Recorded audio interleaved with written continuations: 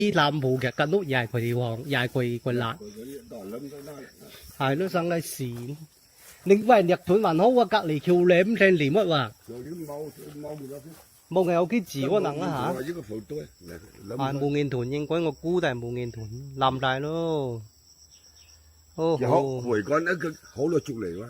好啊，族嚟？好啊，一個度。唔係啩？個又會嚟嗌嘅木。大話出嚟是就只有公或者撈呢啲樣啊，呢啲撈呢個。二枝木。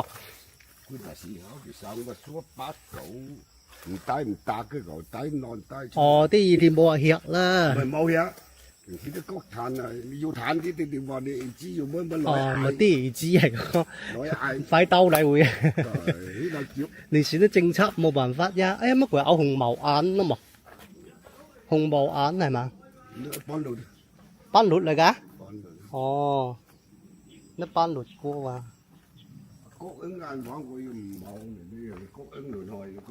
唔驚有嘅，我應呢個蝦個意圖係屋企啦嘛，佢啲屋啦嘛。冇，嗰啲講啊，佢嘅三婆嘅孫嘛，三婆嘅孫女啊。乜你方言字啊，都屋佢貴好。話帶佢。mới không có gì tỏ ta nên mèo voi coi bằng phan quá đi đôi của nó ốc ở suối cái mà sông đây là mất tiếng nhìn nha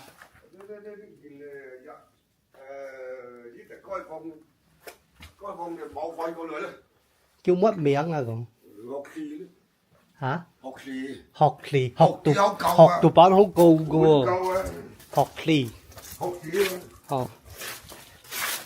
hốc câu bán ngủ vẫn nghiền để ngồi ra đấy này yêu